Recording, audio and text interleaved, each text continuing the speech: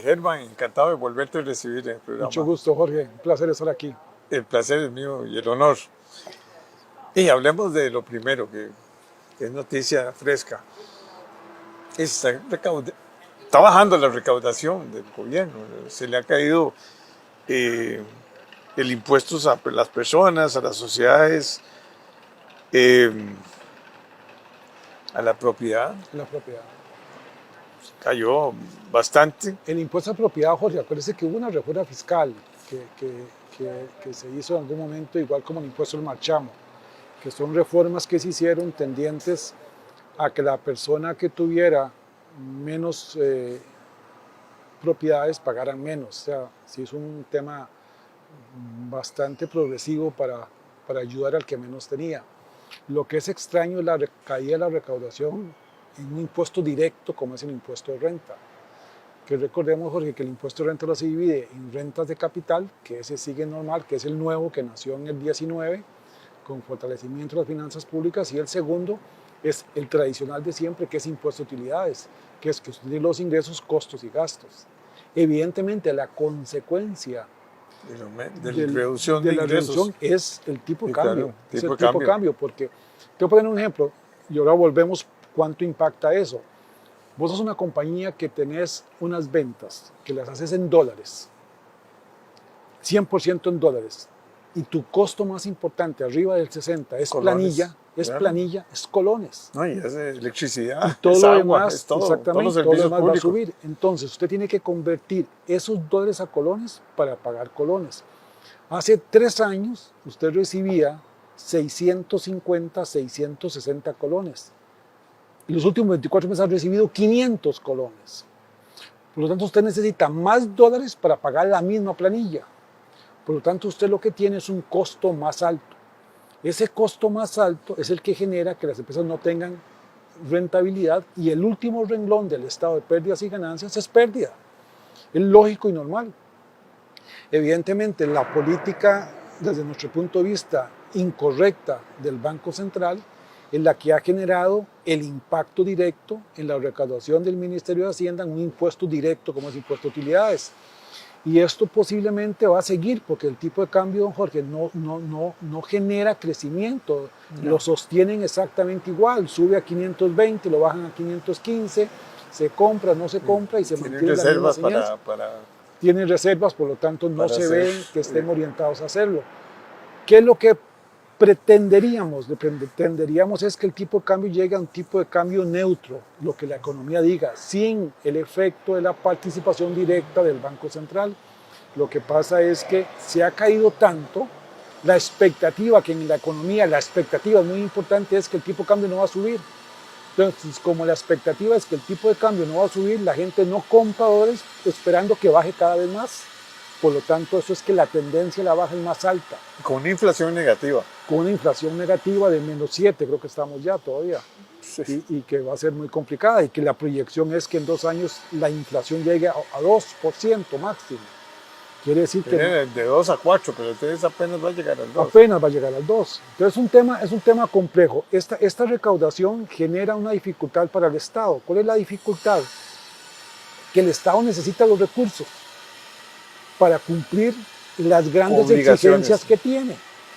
Y sin esos recursos, entonces es capaz, y ojalá que no sea así, salgan con proyectos fiscales que presenten en la Asamblea para aumentar la recaudación. Que esto es como la consecuencia más mala que pueden hacer, porque lo lógico es que si a mí se me cae la recaudación, ver qué es lo que lo originó. Exactamente. ¿Por qué? ¿Por qué le digo que la consecuencia más mala es tirar un proyecto en la Asamblea para aumentar la recaudación?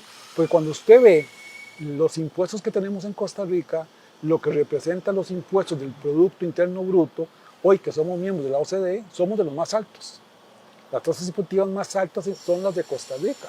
Si usted mete los impuestos más las cargas obrero patronales de la seguridad social, esto anda alrededor de un 23, un 24%. Por lo tanto, tenemos que entender que nuestras tasas impositivas ya están en los topes o más arriba de los países mejores del mundo que nos comparamos, que son miembros de la OCDE.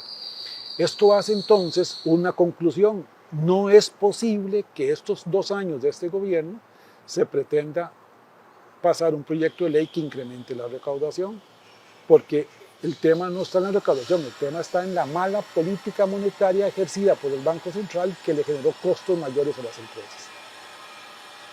Por otro lado, tenemos que agregar, ¿qué sistema tributario tenemos, Jorge? Muy robusto, un sistema tributario robustísimo. Tenemos un sistema donde la administración tributaria tiene todas las facultades para verificar el cumplimiento de los impuestos, desde lo que llamamos los deberes formales, que usted declare, que usted presente la declaración, que usted esté inscrito. Todo eso hoy está claramente establecido, que tiene todas las facultades para hacerlo. Hacienda tiene las facultades para que si usted no paga, le cobra multas directas, ejecutivas, no tiene que hacer ningún acto diferente, una multa de un 1% por mes, una multa de interés de un 10% por año. Hoy está vigente y las aplica. Por lo tanto, Hacienda tiene las herramientas suficientes para hacerlo. Otro tema que es importante, una auditoría fiscal. Tiene la facilidad para hacerlo. Hacienda ya puede ir a los bancos a pedir información. Evidentemente hay una protección de lo que se llama el secreto bancario, que tiene que ir ante un juez para aperturar cuentas corrientes, pero es normal en un país de derecho que eso suceda, pero todo lo normal lo puede obtener. Hacienda, por ejemplo, don Jorge, llega a cualquier empresa y de acuerdo al Código Tributario, cualquier documento o aspecto que se encuentre en la empresa y le sirva de prueba para un aumento de impuestos lo hace. O sea, no solamente se tiene que basar en la contabilidad, puede ser una agenda que usted tenga, donde usted tenga anotado cosas. Todo esto son indicios, el artículo 116 del Código Tributario, son indicios que Hacienda puede usar para fiscalizar. Por lo tanto, Hacienda tiene todas las facultades normales de un país OCDE para fiscalizar. No deberíamos de tener entonces la posibilidad de que nos vengan con proyectos de ley para darle más facultades a Hacienda. Y mucho menos más proyectos de ley tendientes solo a aumentar la recaudación, ni siquiera modificar el sistema tributario, sino aumentar la recaudación. Se ha dicho que en la OCDE la tasa promedio de impuesto de utilidad es el 27%, nosotros la tenemos en 30%. Tenemos una tasa impositiva en impuesto de utilidad más alta que los países miembros de la OCDE. Entonces, ¿qué es lo que pasa? Para la OCDE nos comparamos en algunas cosas que nos falta, pero hay otras cosas que estamos mal, como es el tema de impuestos, estamos más altos en tasas impositivas. Eso significa que la conclusión sencilla es que nuestro sistema tributario no debe de modificarse, ni por aspectos de procedimiento, dándole más facultades a Hacienda, ni por aspectos de tarifas de impuestos. Tenemos tarifas de impuestos correctas en todo lo que se está midiendo actualmente en Costa Rica.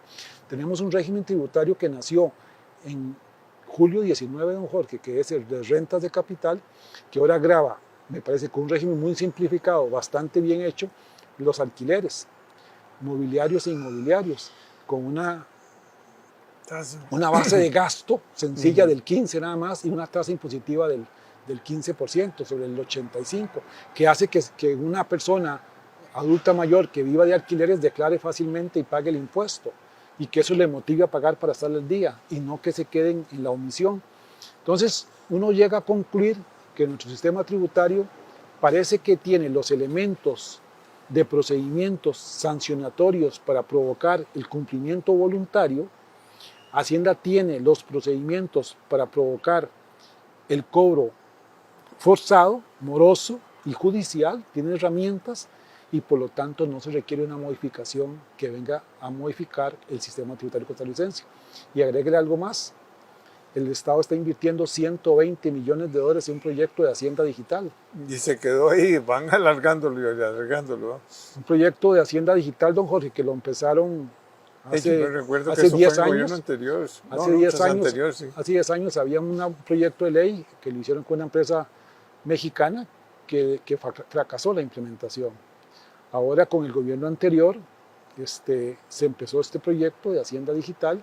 Más fue el actual presidente de la República. Ministro de Hacienda. Porque acuérdate, don Jorge, que se nos dice que hay 57 programas de cómputo en Hacienda que no se hablan.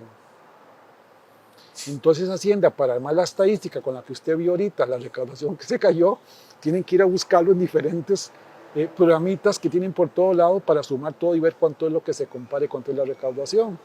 Evidentemente, ¿qué se necesita? Hacienda Digital.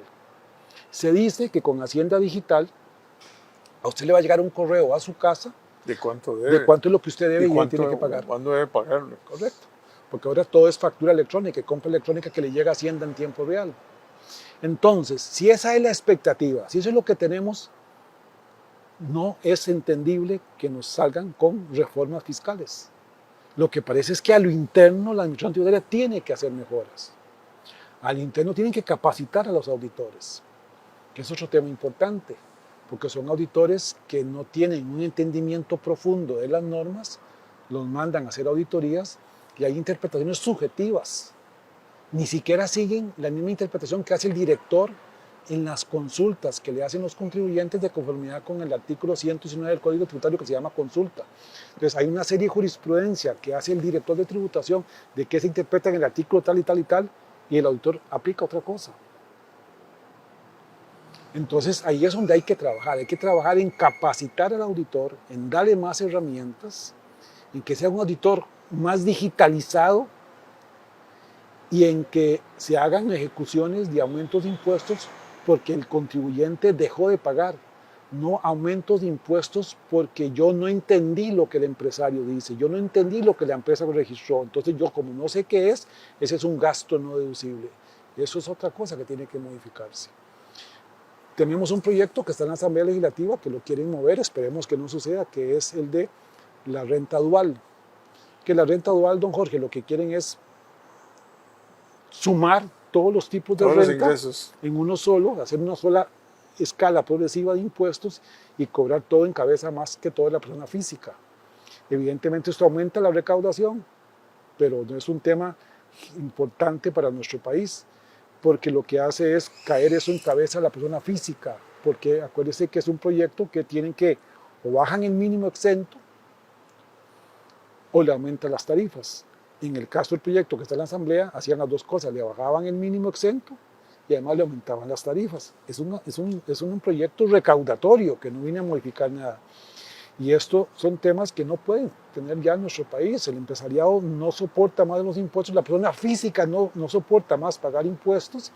Y creo que hoy tenemos que estar claros, todo Costa Rica, que la responsabilidad es del Ministerio de Hacienda de implementar a lo interno procedimientos, implementaciones informáticas, inteligencia artificial para hacer la recaudación y no entrar en reformas que vienen a ser innecesarias en nuestro sistema tributario. Problema sería, esperemos que no sea así, que el sistema que compraron venga con unas determinadas fórmulas que las leyes que tenemos no pegan, y que entonces por eso es que quieran modificar algo para hacer congruencia. Pero me parece que no, me parece que tuvimos que haber comprado un sistema contable tributario muy abierto, nuestras, muy abierto, y para poderlo hacer, para poder implementar correctamente con las leyes que tenemos. Pero creo que esto funciona así. Y don Jorge, si usted pregunta al empresariado, pregunta a la persona física, no está dispuesto a las reformas tributarias. Es contraproducente contra la eficiencia, ya es castigar más al empresario, castigar más a la persona física. Por lo tanto, parecería que aquí... Y el gobierno no busca cómo reducir gastos, ¿verdad? Dice que igual la fiesta, porque no ves vos un recorte importante. O sea, sí. Hay una reducción al principio, pero hubo un ingreso también extraordinario por el impuesto, por el IVA. Sí. Y ahí eso aumentó El IVA, cuando entró en el 19, don Jorge, para los servicios, el IVA prácticamente se duplicó. Claro. Nosotros solo cobrábamos el IVA del 19 para atrás, solo para las mercancías. Ahora el IVA se paga para los servicios. Mirate la recaudación que hubo ahí. Y de eso no se nos dice nada. Impuestos a las personas también, o sea, son básicamente 3, 4 o 5 impuestos grandes, ¿verdad? Que son el impuesto a las personas, el impuesto a las sociedades, el impuesto a la propiedad y los IVAs, ¿verdad? Los IVAs son casi... El IVA es el impuesto más recaudador. Más recaudador. Y Costa Rica y en el mundo. De caja continuo. Costa Rica y en el mundo es el más recaudador. Sí. Y el IVA Costa Rica lo tiene controlado, Hacienda lo tiene controlado con la factura electrónica, porque la factura viaja a Hacienda en tiempo real. Por lo tanto, Hacienda sabe cuánto fue lo que yo compré, cuánto fue lo que yo vendí. Y si suben el IVA, es lo que la gente dice, se acabó, no, dámelo sin factura. Es un problema que aquí no hay modo de sancionar y ha crecido la informalidad. Y con todos estos enredos, posiblemente se promueva la informalidad, que sería lo que se quiere evitar. que a la empresa privada no quiere la informalidad, porque No. está más bien que todos paguemos. No, y por ejemplo, el caso de un hotel es caso trágico. O sea, vendí un año adelante todos los cuartos a un precio. Y ahora en como hago? dólares, Y en dólares y el dólar se vino abajo un 22, un no, 32%. no le puede subir vos No puede. Y los costos le han crecido. Sí. La planilla, 2 años de aumento. Y además dicen que el ICE no va a aumentar el año entrante, pero sí lo va a aumentar en el 2026, ¿verdad? Después de las elecciones, seguro. ¿Va? Pero son locuras, ¿verdad? Son 100 y pico mil millones que están perdiendo. Sí, es que no tuvieron una previsión para ver que venía un verano más fuerte y todo el mundo sabía que estábamos ahora el invierno, pues la sobra el agua. Tuvo más gastos de combustible y están claro. con costos más caros. Ese es un problema. El problema es que tenemos que vernos como un país más integral y algunas cosas las hacemos como con islas y el sector público trabaja por islas separadas y no lo ve en forma integral. Porque usted lo decía ahorita, la recaudación, o sea, los impuestos son consecuencias de la economía. Si la economía está mal, los impuestos van a estar mal. Si la economía está bien, los impuestos van a estar bien. Entonces, si yo promuevo una buena economía... Los números macro arrojan que tal vez pueda crecer este año un 4, pero eso no es crecimiento. Podríamos haber crecido más. O sea, Costa Rica tiene un potencial para crecer, para bajar la pobreza y para todo eso es un 8, un 9%. La inversión extranjera ha crecido en forma importante, hay mucha atracción de inversión extranjera. Se está dando mucha y eso está ayudando a varias cosas, que esto no se dice, es importante decirlo. La inversión extranjera a la caja del Seguro Social. A la caja es el ingreso más alto. Los mejores salarios se pagan en el sector de zonas francas. Y ahí está la recaudación de la caja. Vive en este momento de zona franca. Si le quitas el switch de la zona franca, sí, la caja se desploma. ¿Va? Son los mejores salarios, así es. Y a veces esas cosas no las vemos y a veces entonces... Y hay muchas actividades paralelas, o sea, el transporte, todo lo que es de logística. Las universidades ya comienzan a capacitar gente para los sectores. Para los sectores, por dicha. Correcto. Porque por mucho tiempo siguieron haciendo lo que querían, ¿verdad? Así es, así es. Que me parece que ahí eso, bueno, usted va en la línea que estábamos hablando, que es entonces vernos más integral, que las universidades, orienten la formación académica. Son cientos de miles. La formación académica a unas determinadas profesiones que son las que el país necesita y también a otras cosas, porque también hay que dar cultura y también hay que hacerlo de todo, pero que estén orientadas para que el muchacho obtenga empleo, porque eso es importante. Y entonces enfocarnos mucho en cuál es el tipo de empresa que está llegando y saber que las universidades están formando recursos humanos en eso.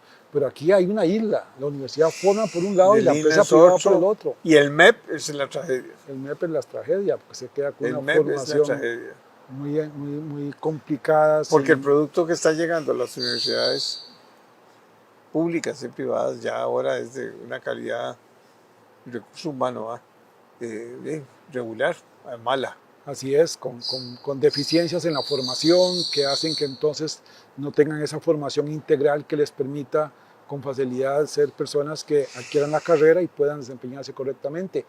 Desarrollar el emprendimiento, don Jorge. Sí. ¿Cuánto tenemos que hacer para que las universidades y los colegios vocacionales y el INA desarrollen emprendimientos? Sí, pero primero comenzar por quitar obstáculos, ¿verdad? Porque hay que quitar los obstáculos. Municipios se volvieron ya impresionante, ¿verdad? Entre el municipio, la salud, todo el ministerio del MOP, todos son solo ocurrencias y procedimientos que no. Engorrosos, solicitudes, permisos, de todo y todo tiene que hacerse la gran mayoría físicamente. Hay que ir a hacerlo físicamente. Todavía no tenemos la informática para las ventanillas, para que la gente haga procesos electrónicos. Pero sí se pueden hacer. Veamos el caso de las empresas de zonas francas, todos lo están haciendo digital. Todos están digital. Y los municipios creo que colaboran también para poder... Están ayudando, hay algunos que les falta más, le están ayudando, pero sí tenemos que entrar en ese tema. Yo creo que va a haber un cambio en ese sentido, por eso me parece que Hacienda, el tema de Hacienda Digital es fundamental que lo terminen en los próximos 365 días para que Hacienda logre Pero se dice que apenas tienen el 20% avanzado. ¿Y cómo va a ser el 365? ¿Qué era? Lo más difícil era el principio, arrancar. Sí, seguramente. Porque imagínense que yo consideraría que con un sistema de hacienda digital hay un aumento en la recaudación. Y fuerte, ¿verdad? Porque posiblemente por controles Claro. va a ser más fácil. Por eso es que ahora con la inteligencia artificial todo se puede exactamente. lograr. ¿Qué no puedes escarbar en una empresa con inteligencia artificial? Sí, es muy sencillo. Los sistemas son informáticos, todos. Todo el mundo es Usted puede informático. pedirle el reporte de la empresa, deme los ingresos, deme los costos, deme los gastos, deme las depreciaciones, y el sistema se los va a dar. Lo que yo digo, hay que capacitar a ese funcionario del Ministerio de Hacienda. Hay que capacitarlo. Sí, porque ya no son hojas de Excel. No, ya no son lo que llamábamos sábanas. Sábanas. Aquellas sábanas con todas las columnares y hacerlo, ¿no? Y ahora son... Y borrando y poniendo y unos... No, ahora son todo ese... Todo es electrónico. Electrónico, y usted tiene que bajarlo del sistema. Y tenés que saber mucho de la parte digital. Tengo que saber mucho de la parte digital. Tengo que tener un conocimiento técnico de las normas y conocimiento digital para poder bajar bien las bases de datos y hacer los cálculos respectivos. Pero herramientas, darles computadoras portátiles, buenas, que les sirva. Ahí es donde nos falta mucho por hacer, don Jorge. Yo creo que lo importante es que tengamos claridad total que estos 2 años no son Pero años son de gente reforma. que tiene muchos años de estar ahí en el ministerio, ¿no? Sí, normalmente Hacienda, como en una entidad pública, tiende a haber mucha estabilidad en el personal y la gente se queda muchos años. Sí. Ahora hubo unos periodos fuertes de retiro, de edades, gente que llegaba a cumplir las edades de retiro, y como en diciembre hubo una pensión adelantada, producto que entraba a la ley, hubo una salida de personal importante de alguna edad, y creo que se fue un grupo de funcionarios buenos, con experiencia, y eso hay que hacerlo, pero ahí falta mucho por hacer. Capacitación falta mucho por hacer en el Ministerio de Hacienda. Son tareas pendientes que todavía se tienen y que todos sabemos de hace muchos años. Pero todos los años nos dicen lo mismo. Los consultores. Todos los años son los mismos, sí. Pero no cabe duda que esta política monetaria ha sido fatal, ¿verdad? La gente no sabe exactamente cuál es la expectativa. Todos los días se fija uno, ¿cuál es el tipo de cambio de hoy? No, 523, 524. Porque se estabilizó, pero venía bajando hace muchos años. Y venía sin caída y ahora se estabilizó un poquito. Exactamente, pero el conocimiento era claro. Pero sigue siendo Costa Rica un país muy caro. Y los back office y todo lo que teníamos aquí de servicios pueden comenzar a decir, bueno, reduzcan los costos, los gastos y cómo, quiten gente. Quiten gente, porque son empresas que lo que contratan es personas. Por lo tanto, si se les incrementó el costo en un 20% por el tipo de cambio, el gasto que van a reducir es planilla, no queda ninguna duda, y ya lo han hecho.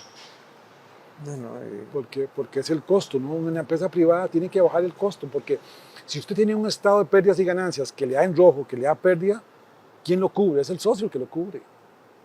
No es el presupuesto, que el presupuesto lo viene ahí. Y a veces ya se convierte en un problema de flujo de caja también. Correcto. ¿Verdad?